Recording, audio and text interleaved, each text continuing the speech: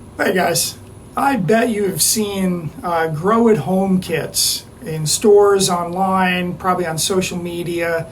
A lot of people right now are getting their start in mushroom growing with grow at home kits, and they're a great thing. They're widely available now. And so, one of our impetuses here is last year, in June of last year, Consumer Reports did a best mushroom growing kits online, where they looked at several different mushroom growing kits, grew them out themselves, and they give you the results in here. It's really interesting because the people doing this were not mushroom experts. They were typical of a grow at home person who would be buying a grow at home kit, someone who probably has never really grown mushrooms before and is looking for the experience of it, but doesn't really know what they're doing.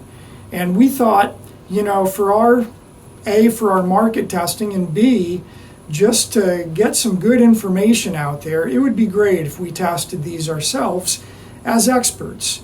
And so we decided to drop a chunk of money and buy several growing kits, grow them out ourselves, grow them the way the instructions say, which mostly involves misting them 3 times a day, and most of them come with a mister.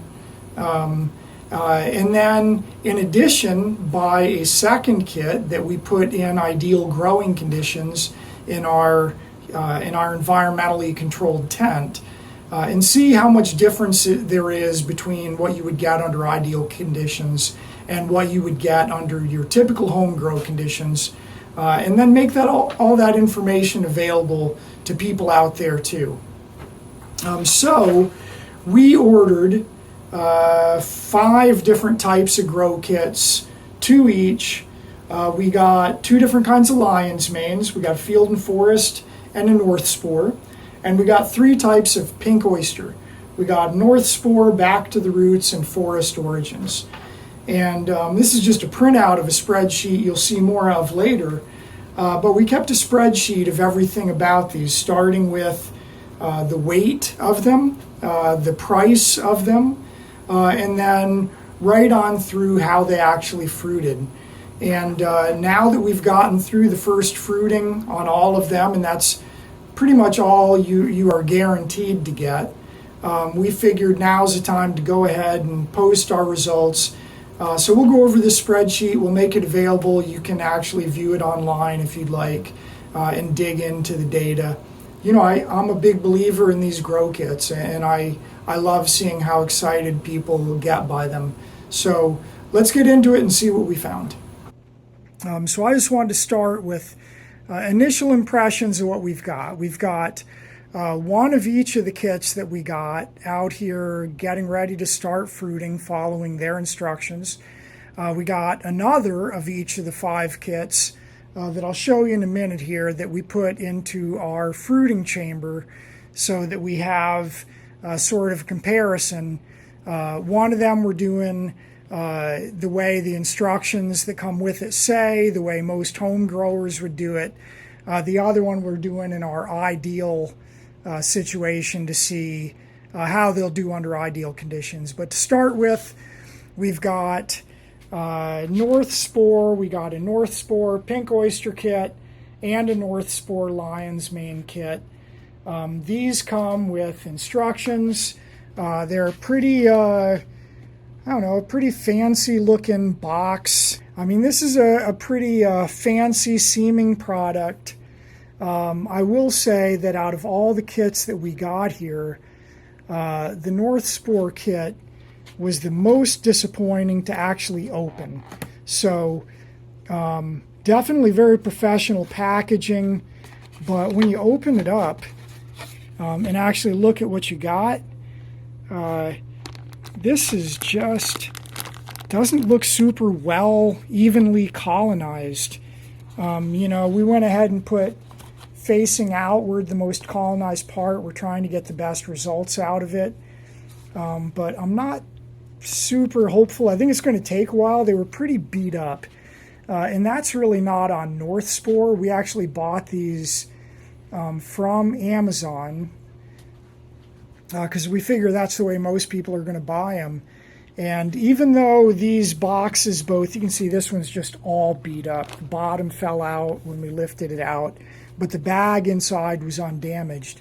But the box that they came in was undamaged, completely undamaged, not even dented. But obviously, before they got boxed, these boxes were pretty beat up. But we'll see what they do.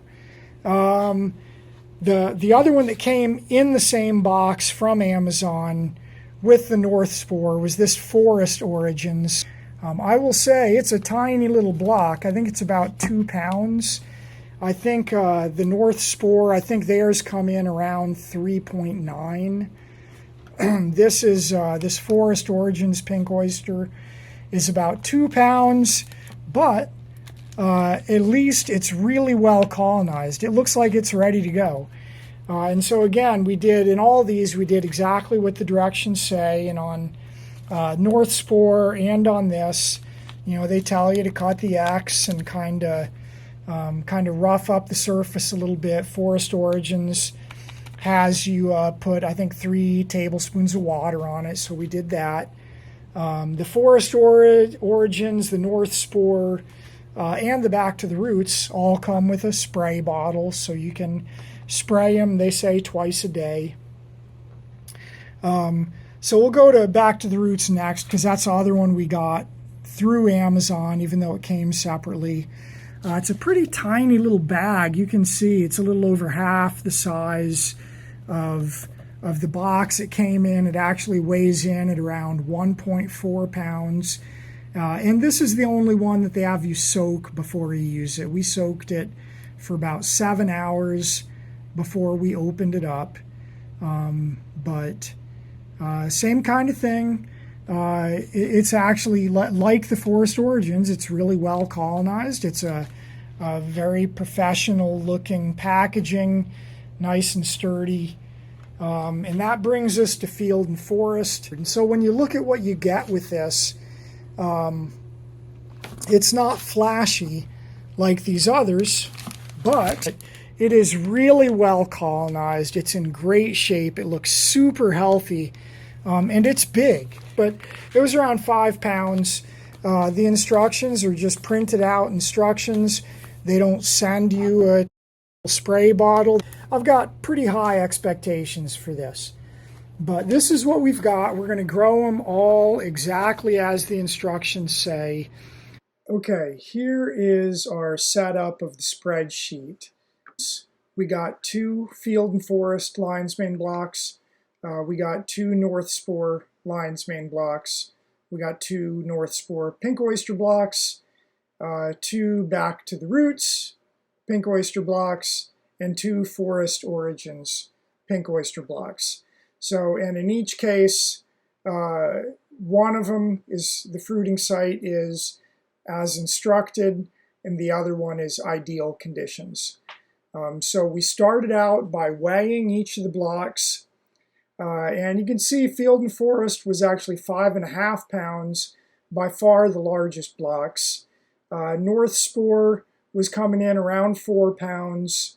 Forest Origins right around 2 pounds, Back to the Roots around 1.5 pounds. We took that information and just estimated how much the dry substrate that's in that fruiting block would weigh. And the reason we did that is there is something called biological efficiency that is used in mushroom growing to describe how good of a result you're getting from fruiting. And 100% biological efficiency is when you take a pound of dry substrate and do what you have to do to hydrate it and get it ready to grow on. So for example, if you're growing on sawdust, a pound of sawdust, when you actually grow mushrooms on it, you would get 1 pound of mushrooms. That would mean you had 100% biological efficiency.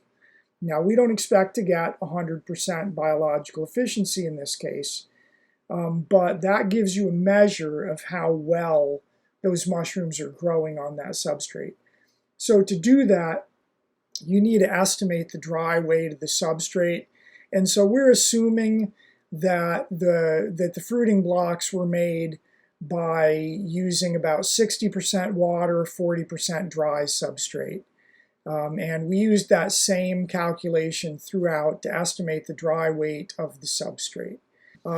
We added in the price with shipping, and then just to kind of give you an idea, kind of like when you go to the grocery store and it tells you how much the price is per ounce or whatever of what you're buying, we just did a per pound of fruiting block calculation. And then once we get the data on here, we'll have the total biological efficiency for each of them. We'll have the price per pound that you're getting out of that block. With an understanding that the goal of growing these grow at home blocks isn't necessarily to get the cheapest mushrooms possible. It's the experience kind of that you're paying for. But if the experience is growing mushrooms, I think there's some validity to saying that if you grow more mushrooms, it's a better experience. So it's worth knowing, what you're getting out of what you're paying for. So all these went into their fruiting conditions on either the 25th or 26th of July 2023. And then as we go through, we'll record when the pins started growing, how long after we put it in fruiting conditions that was, when they actually fruit. We'll record what the fruiting weight was and date, and we'll fill this in and we'll go from there. All right, that's the basics of how we got it set up. And now I want to go through each of the 5 manufacturers of the different blocks individually and show you some pictures of how they did and take a look at on the spreadsheet how they performed. And then at the end of that, we'll kind of consolidate everything, do some comparisons. We're not going to get deep into a lot of it, but it will be available online if you want to get on the spreadsheet yourself and see exactly what all the data are. Let's start with Back to the Roots Pink Oyster Kit. They did pretty good. They started growing really fast. We got some nice mushrooms off of them. This is the one that was growing in the ideal conditions rather than the one that was growing in the conditions as put out in their instructions. I just wanted the prettiest picture for this. But you can see what came in the box. Lower left, there's when it first started pinning. That was like 2 days after we got it in and put it into growing conditions. Did really good. It was quick. And then the one that was in the ideal fruiting conditions actually did better. It's not surprising because it's summer, it's hot out, the air conditioner's running, the air is dry inside, and so it's really hard to keep up with oysters this time of year with a sprayer, just spraying them, as they recommend twice a day.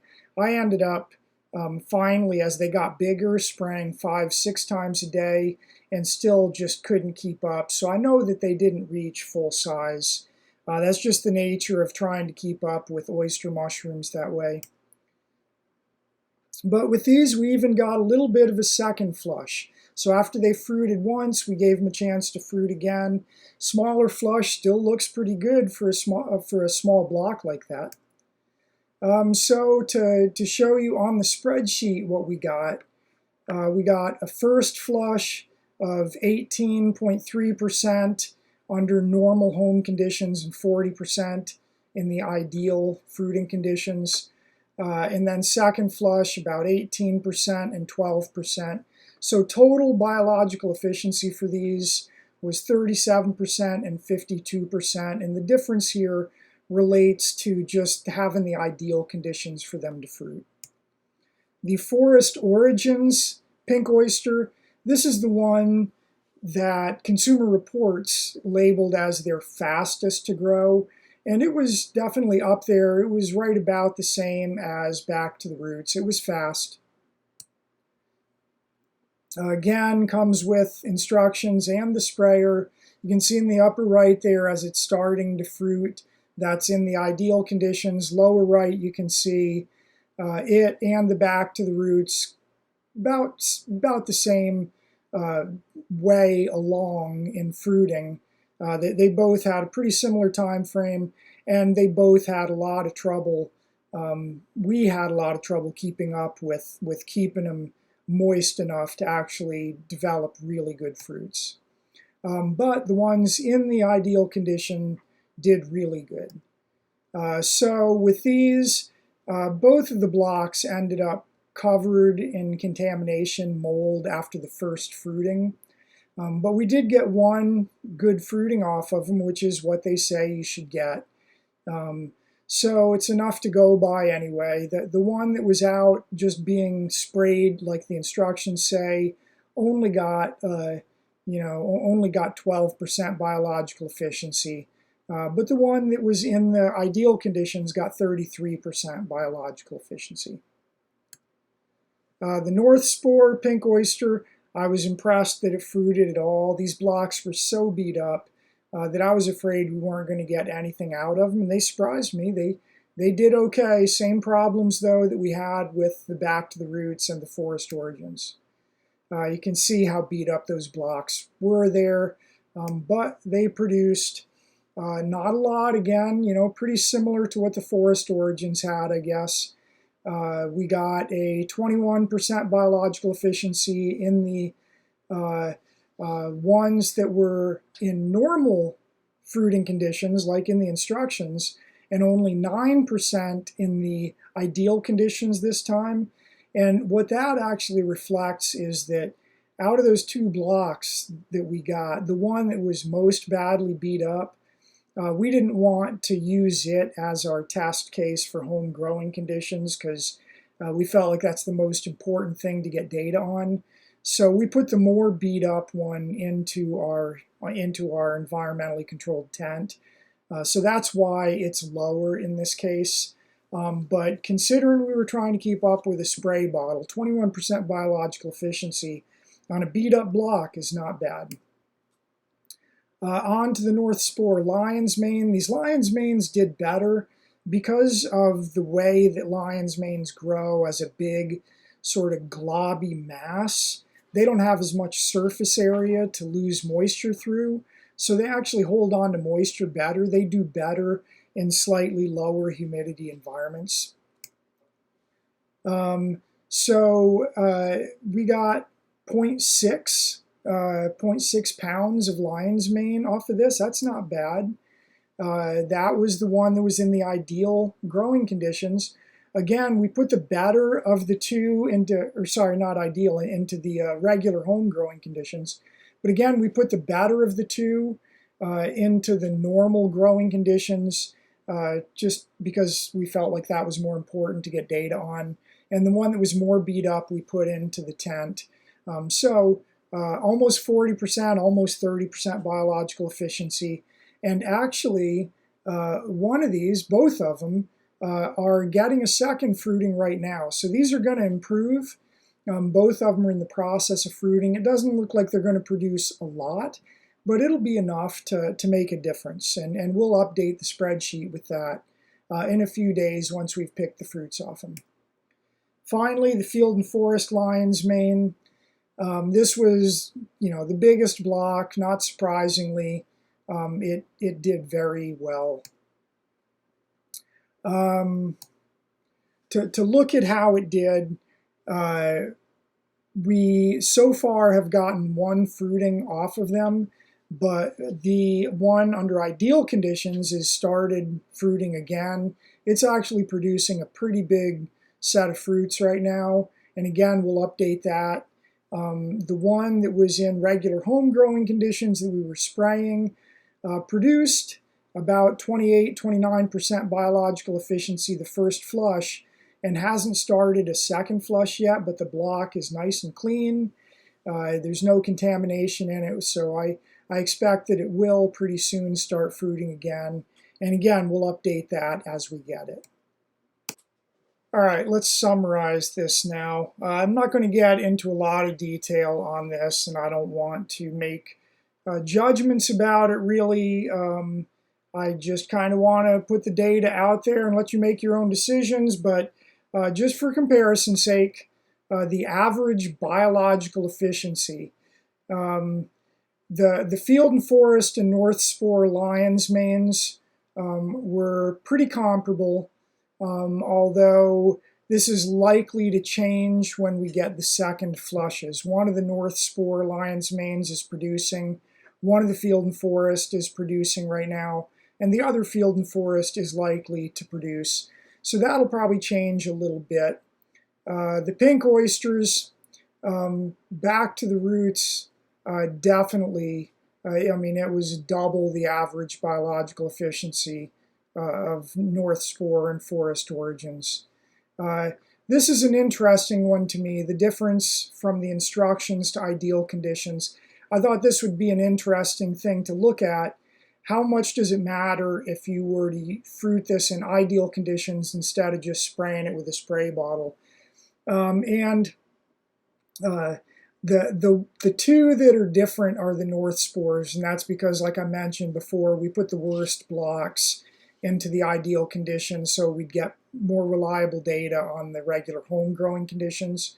But you can see with the pink oysters especially, and this will be true of any oysters, the home growing conditions, just using a spray bottle on them is just not going to be ideal because of the way that oysters tend to lose moisture because of that high surface area to volume ratio. So what you can really tell from this is just that it's important, particularly when you're growing oysters, to really keep up with that humidity. But lion's manes are not as sensitive. We added in here a column for cost per pound of the fruiting block and average cost per pound of mushrooms. This is, in a way, it's kind of silly because we know that people are not buying these, to get cheap mushrooms. They're buying the experience. But if you have an option between having an experience that gives you a lot of delicious mushrooms at the end or not much, it may be worth being aware of that. And we've added just one graph here to kind of show. But honestly, all of these are really fun. It is, even for me, almost a decade into growing commercially, and really 20 some years into growing just for ourselves, it's still exciting to see this happen. All these were really fun. North Spore, those kits were really beat up. I bet if we called them, they would have replaced them. And so, the data maybe isn't great on North Spore because of that. But by the same token, we ordered those, we ordered Back to the Roots, and we ordered Forest Origins all off of Amazon at the same time.